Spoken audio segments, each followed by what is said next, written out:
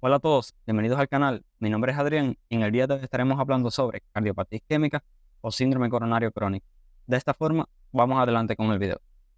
La cardiopatía isquémica la vamos a definir como el aporte insuficiente de oxígeno al miocardio, y esta es debida a un desbalance entre el aporte y la demanda miocárdica de oxígeno.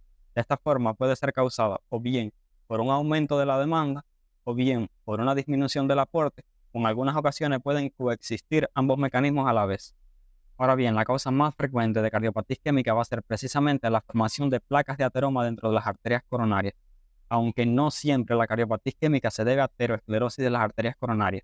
Existen lo que llamamos causas no ateroscleróticas de cardiopatía isquémica, las cuales, como pudimos ver, su mecanismo fisiopatológico fundamental es disminuir o bien el aporte o aumentar la demanda miocárdica de oxígeno sin existir una placa de ateroma en la arteria coronaria epicárdica. De esta forma, por ejemplo, pueden disminuir el aporte, el vasoespasmo coronario, dando lugar a la llamada angina vasoespástica.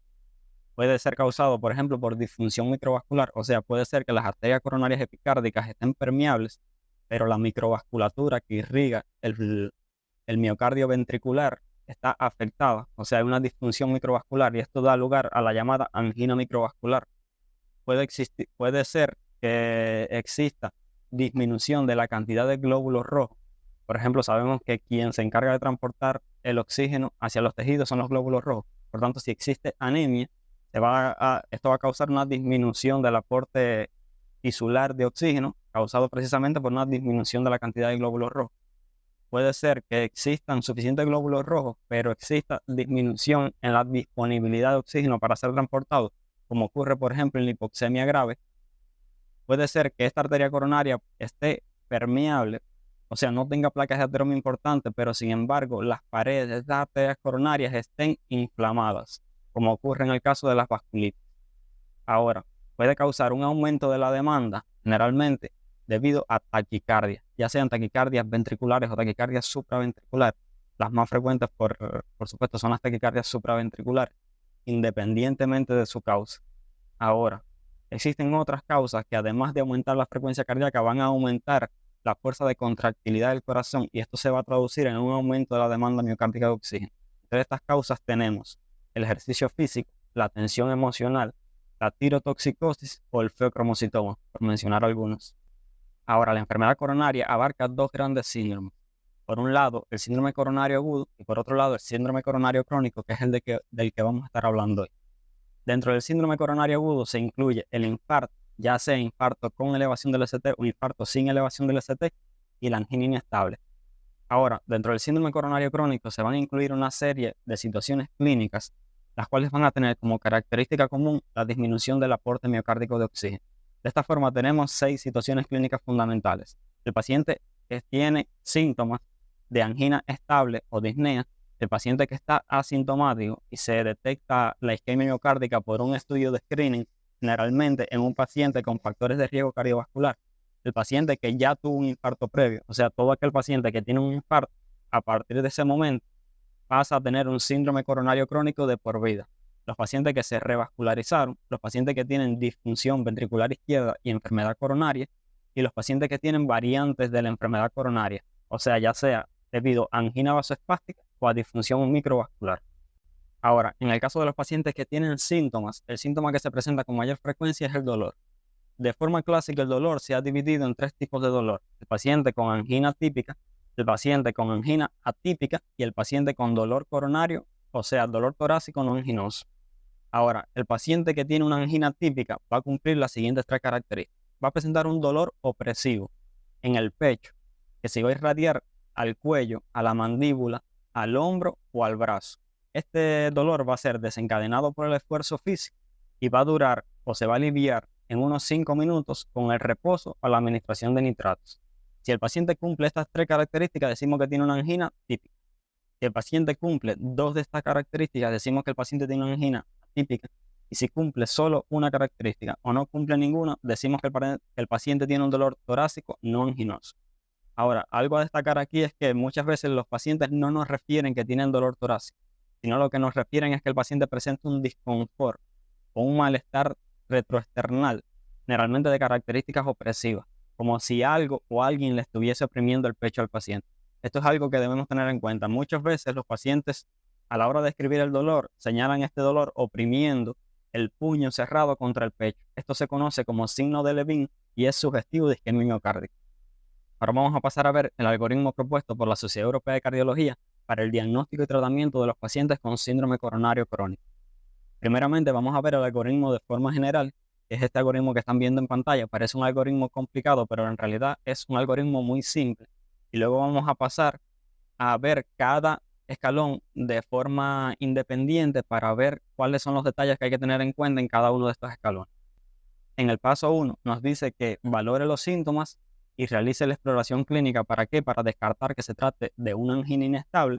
Y si se tratara de una angina inestable, como la angina inestable entra dentro del síndrome coronario agudo, entonces habría que seguir las guías del síndrome coronario agudo. En el paso 2 nos dicen que considera las comorbilidades que tiene el paciente y la calidad de vida y valore si en este paciente la revascularización es una opción. Si no es una opción, bueno, directamente inicia tratamiento medicamentoso. Ahora, en el paso número 3 nos dan una serie de exámenes complementarios que debemos hacer. Son exactamente 4 exámenes complementarios básicos. Nos dice que si encontramos en estos exámenes disfunción ventricular izquierda definida por una fracción de eyección del ventrículo izquierdo menor al 50%, bueno, nos mandan a la sección 4, que básicamente aquí lo que está es trátalo como un paciente con enfermedad coronaria y falla cardíaca. El paso número 4, que nos va a indicar que valoremos la probabilidad pretest y la probabilidad clínica de enfermedad coronaria. Probablemente el paso más importante dentro de este algoritmo. Quizás para algunos esto de probabilidad pretest y probabilidad clínica sea algo un poco raro. Yo se los voy a explicar muy bien en qué consiste esto. Y esto es tan importante debido a que dependiendo de la probabilidad pretest y la probabilidad clínica que tenga un paciente de enfermedad coronaria, va a ser el examen complementario que vamos a indicar, ya sea para descartar o para confirmar la enfermedad coronaria. Y bueno, el paso número 5 consiste precisamente en esto, en escoger el examen diagnóstico que vamos a realizar. Y ya una vez que se haya hecho el diagnóstico, pasamos al paso número 6, que consiste en iniciar un tratamiento médico adecuado. Ahora, el paso número 1 nos dice: valora los síntomas y realiza la exploración clínica. ¿Para qué? Para descartar que se trate de una angina inestable.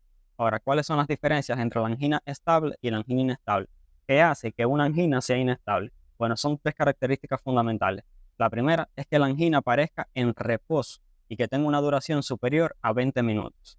La segunda característica es que la angina sea de nueva aparición, definida una angina de nueva aparición como una aparición reciente menor a 2 meses y que sea de intensidad moderada a severa.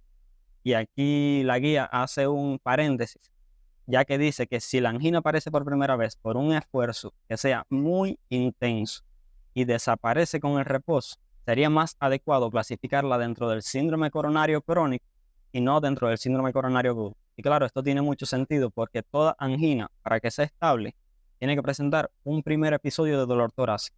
Por tanto, habría que clasificar a todos los pacientes con dolor torácico como una angina inestable, cuando en realidad esto es debido más bien a un síndrome coronario crónico y no a un síndrome coronario agudo. Y la tercera característica que va a hacer que una angina sea inestable es que la angina sea increscendo. ¿Qué quiere decir esto? Que sea una angina de empeoramiento progresivo. Generalmente el paciente nos va a contar que antes podía caminar, por ejemplo, 500 metros antes de que le apareciera el dolor y ahora con solo caminar 100 metros ya le aparece el dolor. O por el contrario, nos puede contar también que antes le daba, por ejemplo, el dolor una vez al mes y ahora está presentando dolor 3 veces a la semana. Evidentemente, esto es una angina que ha ido empeorando. La llamamos angina de empeoramiento progresivo o angina increscendo, y esto define una característica de inestabilidad de la angina. Ahora, ¿cuándo una angina es estable? Bueno, si no cumple ningún criterio de inestabilidad, estaríamos ante una angina estable. Ahora, el paso número 2 nos dice: valora las comorbilidades y la calidad de vida del paciente. Valora si la revascularización no es una opción en este paciente. Si es así, inicia terapia médica. En estos casos debemos valorar el estado de salud del paciente, la calidad de vida y las comorbilidades del paciente. Si la revascularización no es una opción probable o aceptable en este paciente, se van a reducir las pruebas diagnósticas a un mínimo clínicamente indicado y se va a instaurar un tratamiento farmacológico dirigido a la cardiopatía isquémica. ¿A qué se refiere con esto? Bueno, si tenemos un paciente, por ejemplo, cuya calidad de vida y su esperanza de vida es inferior a 1 año, probablemente este paciente no valga la pena someterlo a una serie de exámenes complementarios ya que revascularizar a este paciente no va a cambiar su pronóstico. Igualmente pasa, por ejemplo, con pacientes con una neoplasia en estadio terminal, en el que revascularizar al paciente no va a tener un pronóstico importante en la duración de la vida de este paciente. También hay que tener en cuenta pacientes con características psicosociales difíciles, ya que, por ejemplo, si nosotros tenemos un paciente con un síndrome coronario crónico, el objetivo de revascularizarlo, el principal objetivo es disminuir los eventos cardiovasculares duros, o sea, disminuir el infarto y la muerte súbita. Si nosotros tenemos un paciente con una placa de ateroma, que la revascularizamos y le ponemos un stent, después de que le pongamos el stent a este paciente va a tener que llevar una serie de cuidados para que ese stent no se trombose. O sea, va a tener que tomar doble anticoagulación plaquetaria durante un tiempo. ¿Qué objetivo tiene revascularizar un paciente? Colocarle un stent. Un paciente que no se va a tomar su doble integración plaquetaria, por tanto, se le va a trombosar el stent y al final va a ser un síndrome coronario agudo debido a una trombosis del stent. Y al final no resolvimos ningún problema colocándole el stent o revascularizando a este paciente. Estos son los aspectos que hay que tener en cuenta y a lo que se refiere la guía en este aspecto. Ahora, en el paso número 3, nos dice que le hagamos 4 exámenes complementarios básicos, que son un electrocardiograma de reposo, una química sanguínea, que ahora vamos a ver cuáles son los exámenes que hay que incluir dentro de esta química sanguínea, un rayo X de tórax en pacientes seleccionados, que ahora vamos a ver cuáles son los pacientes que son candidatos a rayo X de tórax, y un ecocardiograma en reposo. Ahora, la hemoquímica, ¿qué es lo que va a incluir? Va a incluir hemograma completo, fundamentalmente para ver la hemoglobina, una glucemia en ayunas, una hemoglobina glicada, un perfil lipídico que incluya colesterol total, HDL y LDL, y triglicéridos, y hormonas tiroideas si hay sospecha de disfunción tiroidea. Ahora, el rayo X de tórax, ¿en qué paciente lo vamos a hacer? Bueno, se recomienda hacer radiografía de tórax en pacientes con presentación y síntomas atípicos de insuficiencia cardíaca o sospecha de enfermedad pulmonar. Estos son los pacientes muy particulares en los que se debe realizar radiografía de tórax. Ahora, el paso número 4 va a consistir en calcular la probabilidad pretest y la probabilidad clínica de que el paciente tenga enfermedad arterial coronaria. Y este es probablemente el paso más importante, ya que como vimos anteriormente es lo que va a definir qué examen complementario es el que vamos a utilizar para descartar o confirmar el diagnóstico de enfermedad coronaria. Ahora, la probabilidad pretest, como su nombre indica, va a ser la probabilidad que tiene el paciente de tener cardiopatía isquémica antes de realizar el examen diagnóstico. O sea, la probabilidad pretest la vamos a calcular con esta tabla que están viendo en pantalla, la cual les recomiendo que hagan captura de pantalla y la guarden.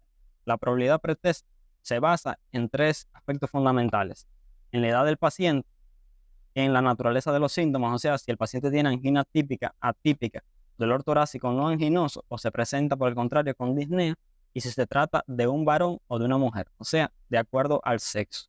Por ejemplo, si tenemos un paciente de 55 años, hombre, con dolor torácico típico, tenemos una probabilidad pretest del 32% de que el paciente tenga enfermedad coronaria o cardiopatía isquémica. Ahí tienen un ejemplo de cómo se puede calcular la probabilidad pretest. Ahora, por ejemplo, si tenemos un paciente de 70 años con angina típica y es varón, la probabilidad pretest es del 52%. Como pueden ver, la probabilidad pretest se calcula de una forma muy sencilla. Ahora, decimos que el paciente tiene una probabilidad pretest baja cuando esta es inferior al 5%, intermedia si está entre 5 y 15%, y alta si es mayor al 15%. Ahora, una vez que hayamos determinado la probabilidad pretest que tiene este paciente de tener cardiopatía isquémica, esta probabilidad pretest se va a ver modificada por los factores de riesgo cardiovascular y los resultados de los primeros exámenes complementarios que realizamos. Y de esta forma vamos a determinar la probabilidad clínica de que el paciente tenga enfermedad coronaria. De esta forma va a disminuir la probabilidad si el paciente tiene un electrocardiograma de esfuerzo normal, o sea, una prueba de esfuerzo o ergometría normal. Ahora, va a disminuir también la probabilidad de que el paciente tenga cardiopatía isquémica o enfermedad coronaria si el paciente no tiene calcio en la tomografía computarizada coronaria. Ahora, ¿qué incrementa el riesgo o la probabilidad clínica? Bueno, que el paciente tenga factores de riesgo cardiovascular como dislipemia, diabetes, hipertensión, que el paciente sea fumador o tenga historia familiar de enfermedad cardiovascular, que el paciente tenga cambios en el electrocardiograma de reposo dados por ondas patológicas, alteraciones del segmento ST y la onda T, que el paciente presente disfunción ventricular izquierda sugestiva de enfermedad arterial coronaria, que el paciente tenga un electrocardiograma de esfuerzo anormal y que el paciente presente calcio en la tomografía coronaria. De esta forma determinamos la probabilidad clínica de que el paciente tenga enfermedad coronaria. Ahora, dependiendo de la probabilidad pretest y la probabilidad clínica que calculamos anteriormente, vamos a aplicar el paso 5, donde vamos a escoger qué examen complementario es el que vamos a usar para descartar o para confirmar el diagnóstico de cardiopatía isquémica o de síndrome coronario crónico en este paciente. Por ejemplo, si la probabilidad clínica es muy baja, probablemente no se realicen exámenes complementarios para identificar cardiopatía isquémica, sino que se realicen exámenes complementarios, como vimos anteriormente, para buscar otra causa de la sintomatología que presenta el paciente. Ahora, si la probabilidad clínica es intermedia baja, lo que vamos a hacer en estos pacientes es angiografía por TAC coronaria. Si la probabilidad clínica es intermedia alta, lo que vamos a hacer en estos pacientes son pruebas de detección miocárdica de isquemia, como puede ser tomografía por emisión de positrones, SPECT, resonancia magnética cardíaca de estrés o ecoestrés. Si la probabilidad clínica es muy alta, sobre todo si el paciente tiene síntomas refractarios al tratamiento, probablemente este paciente vaya directamente a angiografía invasiva. Ahora, una vez que hayamos confirmado el diagnóstico de enfermedad coronaria o cardiopatía isquémica, vamos a definir algo que se conoce como alto riesgo de eventos.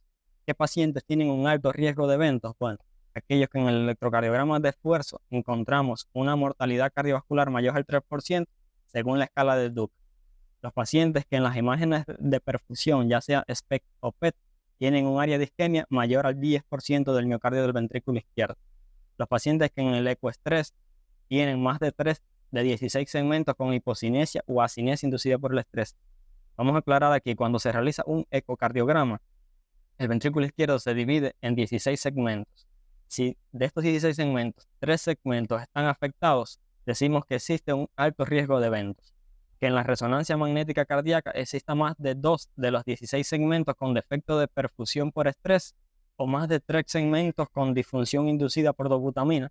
En la angiografía por TAC o angiografía coronaria invasiva exista enfermedad de 3 vasos con estenosis proximal, enfermedad del tronco de la coronaria izquierda o enfermedad proximal de la arteria descendente anterior, o que en las pruebas funcionales invasivas exista un RFF menor o igual a 0.8 y un IFR menor o igual a 0.89. Ahora vamos a aclarar qué son estos últimos parámetros que ven aquí. Nosotros podemos tener, por ejemplo, dos pacientes. Ambos pacientes con una oclusión de una arteria coronaria de un 70%.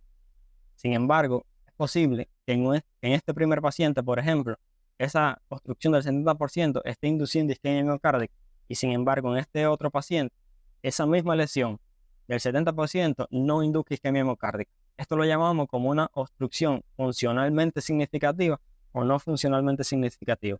Esto lo determinamos con estos parámetros que están aquí, la reserva de flujo fraccional o el índice instantáneo diastólico libre de ondas. Esto básicamente consiste en medir las presiones antes y después de una oclusión coronaria. Si hay una diferencia de presiones, esta reserva de flujo fraccional va a estar menor a 0.8 y el índice instantáneo libre de ondas va a estar igual o inferior a 0.89. Esto define una lesión funcionalmente significativa y estas son precisamente las lesiones que se van a beneficiar de revascularizar y de colocar un stent en estos pacientes. Ahora, para terminar de aclarar qué examen complementario es el que debemos usar para diagnosticar cardiopatía isquémica, vamos a ver esta tabla donde nos comparan los distintos métodos complementarios, como puede ser, por ejemplo, el electrocardiograma de esfuerzo, prueba de esfuerzo, angiografía por TAC coronaria, el PET, la resonancia magnética de estrés, el ecoestrés y el SPECT. Aquí pueden ver si la prueba es positiva o negativa, o sea, el resultado de la prueba. Y esto lo que nos evalúa es la probabilidad clínica de enfermedad coronaria angiográficamente significativa y en este lado la probabilidad clínica de enfermedad coronaria funcionalmente significativa, ya que como vimos anteriormente puede haber una oclusión del 70-80% que funcionalmente no sea significativa. Por eso lo dividimos en dos partes. Ahora, la parte roja es la parte en la que la prueba identifica a los pacientes con enfermedad coronaria. Y la parte azul es la parte en la cual la prueba puede identificar a los pacientes que no tienen enfermedad coronaria. O sea, nos permite descartar la enfermedad coronaria en estos pacientes. Como pueden ver, la mayoría de los pacientes con una probabilidad clínica intermedia, por ejemplo, en el electrocardiograma de esfuerzo, no permite ni confirmar ni descartar enfermedad coronaria. De esta forma, si nosotros tenemos, por ejemplo, un paciente con una probabilidad pretest del 50% y nos exhala el EKG de esfuerzo positivo, hay más probabilidad de que este sea un falso positivo a que sea un verdadero positivo. Y esta es la importancia de tener esto en cuenta. Debido a esto, el electrocardiograma de esfuerzo o la prueba de esfuerzo ya no se recomienda para diagnosticar ni descartar enfermedad coronaria. Ahora, en cuanto a la angiografía coronaria, podemos ver que la barra verde es muy grande, por tanto va a ser muy útil para descartar enfermedad coronaria y por eso es que está indicada en los pacientes que tienen una probabilidad intermedia baja de cardiopatía isquémica, ya que en estos pacientes lo que más nos interesa es precisamente descartar que el paciente tenga la enfermedad. Ahora, como pueden ver, las pruebas de perfusión miocárdica como el PET y el SPET permiten identificar pacientes con cardiopatía isquémica que tengan una probabilidad pretest generalmente mayor al 50%. Por tanto, estas pruebas son muy útiles para diagnosticar cardiopatía isquémica o para confirmar cardiopatía isquémica o síndrome coronario crónico en estos pacientes. Ahora, si pasamos a ver la probabilidad clínica de que esta enfermedad coronaria sea funcionalmente significativa, como podemos ver, los exámenes complementarios más útiles para identificar este tipo de pacientes son precisamente la tomografía por emisión de positrones y la resonancia magnética de estrés. Ahora, ¿qué examen complementario es el que vamos a usar? Bueno, eso va a depender de varios factores, entre ellos de la disponibilidad que tengan del examen complementario en tu hospital y de la experiencia que tengan realizando este tipo de examen complementario. Ahora vamos a ver este algoritmo que recomienda la Sociedad Europea de Cardiología para hacer el abordaje diagnóstico de los pacientes. Vamos a abordarlo de izquierda a derecha. Es decir, vamos a comenzar angiografía por TAC coronaria. ¿A quién se lo vamos a hacer? Bueno, como vimos, a los pacientes que tienen una probabilidad clínica baja y en las cuales las características del paciente indican una alta calidad de imagen. Esto es muy importante y no lo habíamos hablado. Si tenemos un paciente, por ejemplo, con una obesidad importante, la ventana tomográfica de este paciente va a ser muy mala y no va a permitir observar con claridad las arterias coronarias. Igual pasa con pacientes que no están en ritmo sinusal, o sea, pacientes en los que la contracción ventricular es asincrónica, como ocurre en los pacientes con fibrilación auricular. En estos casos no es recomendable hacer TAC coronaria. Además, hay que tener en cuenta que exista experiencia en el centro y disponibilidad para realizar este examen complementario. Es especialmente útil en pacientes en los cuales se requiere información sobre la aterosclerosis y en pacientes sin historia de enfermedad coronaria. Ahora, si identificamos enfermedad coronaria por tomografía, podemos iniciar tratamiento farmacológico. Y si a pesar del tratamiento farmacológico persisten los síntomas, bueno, este paciente probablemente vaya a angiografía coronaria invasiva. Por otro lado, ¿en qué paciente vamos a preferir iniciar con pruebas no invasivas de detección de isquemia? Bueno, lo vamos a usar, como vimos anteriormente, en pacientes que tienen una probabilidad clínica alta y en aquellos en que la revascularización es una opción. Además, debemos tener en cuenta, al igual que en la tomografía computarizada, que existe experiencia del centro y disponibilidad para realizar este examen complementario. Si ya identificamos la enfermedad coronaria, igualmente lo llevamos a tratamiento farmacológico y si a pesar de un tratamiento farmacológico óptimo persisten los síntomas, bueno, este paciente probablemente vaya en angiografía coronaria invasiva. Ahora, ¿qué pacientes van a ir directamente en angiografía coronaria invasiva? Bueno, los pacientes que tienen una probabilidad clínica alta y síntomas graves y refractarios al tratamiento farmacológico, los pacientes que tienen angina típica a niveles bajos de esfuerzo y la evaluación clínica, incluido el EKG de esfuerzo, indica un alto riesgo de evento, como vimos anteriormente, y en los pacientes que tienen disfunción ventricular izquierda indicativa de enfermedad coronaria, ya que probablemente la disfunción ventricular mejore al revascularizar este paciente. Ahora, ¿qué pacientes, una vez que se realice la angiografía coronaria invasiva, vamos a revascularizar? Aquellos que tengan una estenosis mayor al 90%, o en aquellos en el que la placa de ateroma correlacione con el área isquémica detectada en los estudios complementarios realizados anteriormente. Ahora, si la estenosis es menor al 90%, ¿qué es lo que vamos a hacer? Evaluación funcional, como vimos anteriormente, RFF y FR. Si esta obstrucción es funcionalmente significativa, bueno, sí, los pacientes se van a revascularizar. Ahora, ¿cómo manejamos o tratamos a los pacientes con síndrome coronario crónico? Bueno, al igual que en el resto de las enfermedades cardiovasculares, el pilar número 1 del tratamiento va a ser precisamente el cambio en los estilos de vida del paciente. Y aquí, ¿qué vamos a ver? Bueno, principalmente el tabaquismo, la dieta saludable, la actividad física regular, el control del peso y otros muy importantes como la adherencia al tratamiento médico prescrito. Las características de una dieta saludable se las voy a dejar aquí para que luego las lean con mayor detenimiento. Ahora, una vez que le explicamos al paciente cuáles son los cambios en el estilo de vida que debe aplicar, vamos a iniciar el tratamiento farmacológico. El tratamiento farmacológico tiene dos objetivos fundamentales. por un lado, reducir los síntomas y la isquemia inducida por el ejercicio, y por otro, la prevención de eventos cardiovasculares. Ahora, para reducir los síntomas y la isquemia inducida por ejercicio, vamos a utilizar un tratamiento antiisquémico, mientras que para la prevención de los eventos cardiovasculares vamos a usar fundamentalmente un tratamiento antitrombótico. Ahora, dentro del tratamiento antiisquémico, ¿cuáles son los fármacos que se usan con mayor frecuencia? Bueno, los beta bloqueadores, los bloqueadores de los canales del calcio y los nitratos, fundamentalmente los nitratos de acción prolongada. Ahora, dentro del tratamiento antitrombótico, vamos a incluir fármacos antiagregantes, anticoagulantes si están indicados, y además vamos a indicar dentro de la estrategia de prevención de eventos, inhibidores de la bomba de protones y estatinas. Ahora, en esta tabla podemos ver el resumen del tratamiento antiisquémico. Como podemos ver, el tratamiento estándar o tratamiento de primera línea en el paso 1, ¿qué es lo que vamos a usar? Bueno, o un beta bloqueante o un bloqueador de los canales del calcio. Y esto contrasta bastante con lo que vemos en la práctica clínica, que muchas veces los pacientes con cardiopatía isquémica, el primer fármaco que se le inicia es un nitrato de acción prolongada. Los nitratos de acción prolongada no son el tratamiento de elección de la cardiopatía isquémica. El tratamiento de elección son los beta bloqueantes o los bloqueadores de los canales del calcio. Ahora, si el paciente no mejora, pasamos a combinar un beta bloqueante con un bloqueador de los canales del calcio dihidropiridínico, como puede ser, por ejemplo, amlodipino o nifedipino de acción prolongada. Ahora, si a pesar de combinar un beta bloqueante y un bloqueador de los canales del calcio, el paciente no mejora, el paso número 3 es añadir un fármaco de segunda línea. Y aquí sí se podría considerar añadir, por ejemplo, un nitrato de acción prolongada. Ahora, existen situaciones especiales, como por ejemplo pacientes con una frecuencia cardíaca alta, en los que el paso 1 y el paso 2 va a ser el mismo, pero en el paso 3 el fármaco de segunda línea que recomiendan añadir es ivabradina, el cual es un inhibidor de la corriente IF del nodo sinusal. En pacientes con frecuencia cardíaca baja, recomiendan usar bloqueadores de canales de calcio dihidropiridínicos, no usar los no dihidropiridínicos ni los beta bloqueantes, porque reducen más la frecuencia cardíaca. Añadir como segunda línea el nitrato de acción prolongada, y ya como tercera línea combinar estos fármacos.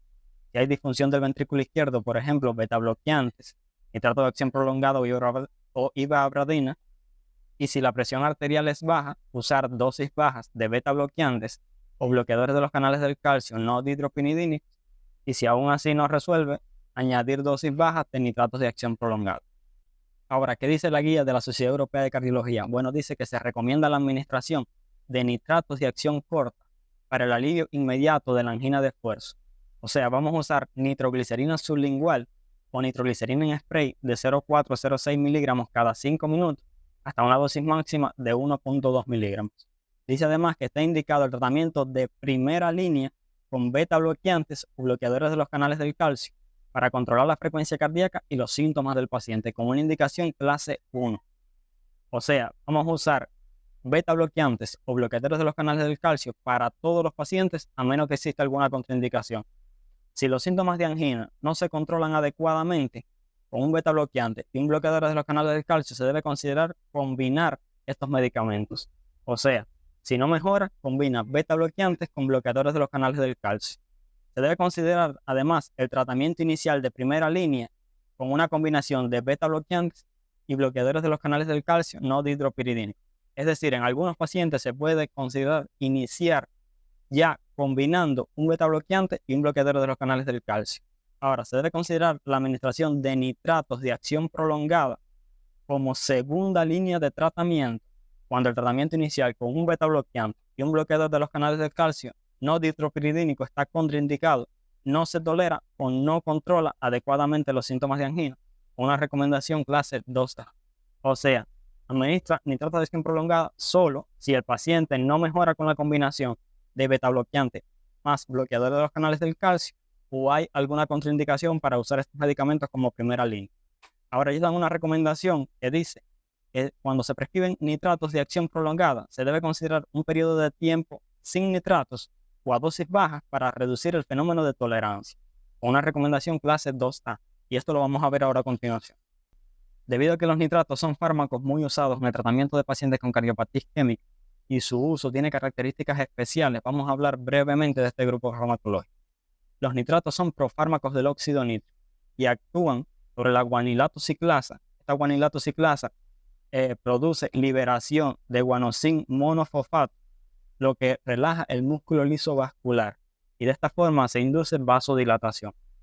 Los nitratos son vasodilatadores tanto arteriales como venosos, aunque su efecto vasodilatador va a predominar con vasodilatador venoso.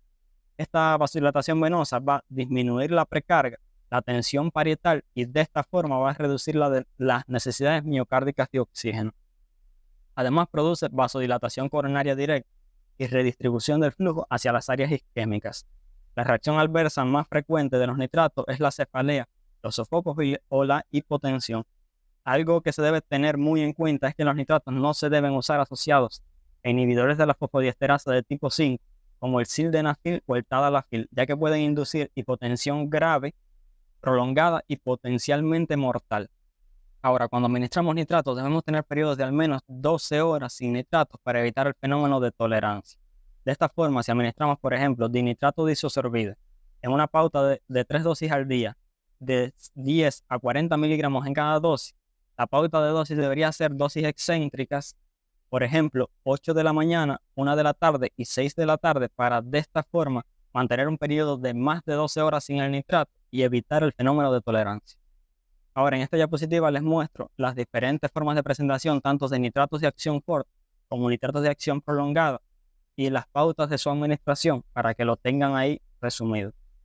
Ahora, ¿qué dice la Sociedad Europea de Cardiología acerca del tratamiento antitrombótico en la estrategia de prevención de eventos? Bueno, vamos a comenzar por aquí, donde dice que se puede considerar administrar ácido acetil salicílico en una dosis de entre 75 y 100 miligramos al día para pacientes sin antecedentes de infarto o revascularización, pero con evidencia confirmada de enfermedad coronaria en las pruebas de imagen. Ahora, dice que se recomienda aspirina, o sea, ácido acetil salicílico de entre 75 y 100 miligramos al día para pacientes con antecedentes de infarto o revascularización. Ahora, ¿qué quiere decir esto? Bueno, que se debe administrar ácido acetil salicílico para casi todos los pacientes, en especial para los pacientes que han tenido un IMA o revascularización. Además, dice que está recomendado el uso de clopidogrel 75 miligramos al día como alternativa a la aspirina para pacientes con intolerancia a esto. Es decir, clopidogrel si no tolera el ácido acetil salicílico. Dice además que se debe considerar la adición de un segundo fármaco antitrombótico a la aspirina para la prevención secundaria a largo plazo en pacientes con un riesgo alto de eventos isquémicos y sin un riesgo hemorrágico alto. Es decir, se debe agregar un segundo antitrombótico si el riesgo de eventos isquémicos es muy alto, sin embargo, el riesgo hemorrágico no es alto. Además, ¿qué dice esta guía acerca de los pacientes en los cuales está indicada la anticoagulación, ya sea porque tienen una fibrilación auricular o porque tienen otra indicación de anticoagulación? O sea, ¿qué hacemos con los pacientes anticoagulados? Le quitamos al anticoagulante y le ponemos antiagregantes plaquetarios, le ponemos los dos al mismo tiempo o lo dejamos al anticoagulante y no le ponemos antiagregantes. Bueno, ¿qué es lo que dice la guía? Bueno, dice que se puede considerar la administración de ácido acetil salicílico de 75 a 100 miligramos al día o clopidogrel 75 miligramos al día, además de la anticoagulación oral a largo plazo para pacientes con fibrilación auricular, antecedentes de infarto o riesgo alto de eventos isquémicos recurrentes que no tienen un riesgo hemorrágico alto. Es decir, vamos a mantener la anticoagulación, preferir anticoagulantes de acción directa antes que antagonistas de la vitamina K y considerar agregar ácido acetil salicílico en pacientes con infarto o pacientes que tienen un riesgo alto de eventos isquémicos en los cuales el riesgo hemorrágico es bajo. Ahora, como vimos anteriormente, a algunos pacientes se les puede iniciar doble antiagregación plaquetaria, sobre todo a aquellos pacientes que han sufrido un infarto o que se han revascularizado hace menos de un año. Ahora, ¿qué medicamentos vamos a usar en esta terapia antitrombótica doble? Bueno, al ácido acetil salicílico de 75 a 100 miligramos al día le podemos agregar o clopidogrel 75 miligramos al día o rivaroxaban a dosis baja, o sea, de 2.5 miligramos cada 12 horas o ticagrelor 60 miligramos cada 12 horas. Ahora, ¿cuándo usar inhibidores de la bomba de protones? Bueno, la Sociedad Europea dice que se recomienda el uso concomitante de un inhibidor de la bomba de protones para pacientes que toman ácido acetil salicílico en monoterapia, doble integración plaquetaria o anticoagulación oral en monoterapia y que tienen un riesgo alto de hemorragia gastrointestinal. Ahora, ¿en qué pacientes vamos a usar estatinas y otros hipolipemiantes? ¿Qué dice la Sociedad Europea? Dice que las estatinas están recomendadas para todos los pacientes con síndrome coronario crónico. Una recomendación clase 1. Es decir, vamos a administrar estatinas a todos los pacientes con síndrome coronario crónico. Ahora, si no se alcanza el objetivo terapéutico con dosis máximas toleradas de estatina, lo que recomienda la Sociedad Europea de Cardiología es añadir ezetimiba. Si a pesar de añadir estatinas y ezetimiba, el paciente no alcanza la dosis terapéutica, lo que recomienda la Sociedad Europea de Cardiología es combinar con un inhibidor del PCSK9. Si no están muy familiarizados con estos fármacos hipolipemiantes y quieren que haga un video hablando de las diferentes terapias, de los diferentes grupos farmacológicos que se pueden utilizar para el tratamiento de las dislipemias, pueden dejarlo en los comentarios. Ahora, ¿qué dosis vamos a usar de estatinas? Vamos a usar dosis de estatinas de alta intensidad. Aquí tenemos dos estatinas de alta intensidad, la atorvastatina a dosis de entre 40 y 80 miligramos al día y la rosuvastatina en dosis de entre 20 y 40 miligramos al día. Ahora, ¿en qué pacientes vamos a usar IECA? Bueno, vamos a usar IECA si el paciente tiene otra indicación de IECA, ya sea insuficiencia cardíaca, hipertensión o diabetes, o se puede usar IECA en pacientes que no tienen una segunda indicación de usar este grupo farmacológico, pero que tienen un riesgo muy alto de eventos cardiovasculares. Ahora, en cuanto a la angina microvascular, ¿cuándo vamos a sospechar que un paciente tiene una angina microvascular? Bueno, en pacientes que tienen o bien angina relacionada con el ejercicio o angina de reposo, cuando el paciente se expone al frío, que tiene isquemia en las pruebas de imagen y que tiene ausencia de estenosis o estenosis leves a moderadas, definidas como una estenosis entre el 40 y el 60%, que son funcionalmente no relevantes. Y esta angina microvascular se va a producir por dos mecanismos fundamentales, o ya sea por una conductancia microcirculatoria disminuida o por una desregulación arteriolar. Ahora, ¿cómo vamos a hacer el diagnóstico en estos pacientes? Bueno, primeramente, con lo que vimos anteriormente, el paciente que tiene angina de esfuerzo, que tiene isquemia detectada en las pruebas de imagen y que no tiene enfermedad coronaria epicárdica, y además se debe medir en la angiografía coronaria invasiva la reserva de flujo coronario, la resistencia microcirculatoria y la respuesta a la acetilcolina. Con estos elementos definimos y diagnosticamos una angina microvascular. En otros exámenes complementarios que podemos detectar, bueno, raramente se encuentran alteraciones de la contractilidad segmentaria del ventrículo izquierdo en las pruebas de estrés en los pacientes con angina microvascular. Y esto es un elemento que puede orientarnos en algunos pacientes. Ahora, ¿cómo tratamos a los pacientes con angina microvascular? Bueno, va a depender de la respuesta a la acetilcolina. Si tiene una respuesta positiva a la acetilcolina, o sea, si se produce vasoespasmo de la microcirculación al administrar acetilcolina, hay un componente vasoespástico, aunque sea de la microcirculación, y por tanto se va a tratar con bloqueadores de los canales del calcio y con nitratos de acción prolongada. Ahora, si la respuesta a la acetilcolina es negativa, o sea, el mecanismo que predomina es la conductancia microcirculatoria disminuida, estos pacientes los vamos a tratar con beta bloqueantes, con IECA y con estatina. Ahora, ¿cuándo vamos a sospechar la angina vasoespástica? Bueno, la angina vasoespástica la vamos a sospechar en pacientes jóvenes sin factores de riesgo cardiovascular, excepto que sean fumadores y que tengan dolor torácico en reposo. Generalmente se trata de pacientes que mantienen la tolerancia al ejercicio, y esto es un dato característico, ya que si nosotros tenemos un paciente que tiene dolor torácico en reposo, lo esperado sería que tuviese dolor torácico a los mínimos esfuerzos. Sin embargo, estos son pacientes que mantienen la tolerancia al ejercicio. Y el dolor generalmente sigue un patrón circadiano, donde el dolor principalmente nocturno o en las primeras horas de la mañana. Ahora, ¿cómo lo vamos a diagnosticar? Bueno, lo vamos a diagnosticar mediante la detección de cambios isquémicos transitorios del segmento ST durante el episodio anginoso. Existe un subgrupo especial de pacientes en los cuales se produce elevación transitoria del segmento ST, los cuales se conocen como angina variante de Prinzmetal. Ahora, en muchos casos va a ser necesario realizar un Holter de 12 derivaciones durante más de una semana para documentar la isquemia, y esto es debido a que muchas veces cuando el paciente presenta dolor torácico no se le puede realizar un electrocardiograma, y cuando llega al servicio de urgencias ya pasó el dolor torácico. Además, se debe realizar angiografía por TAC coronaria o angiografía coronaria invasiva para descartar estenosis coronaria fija.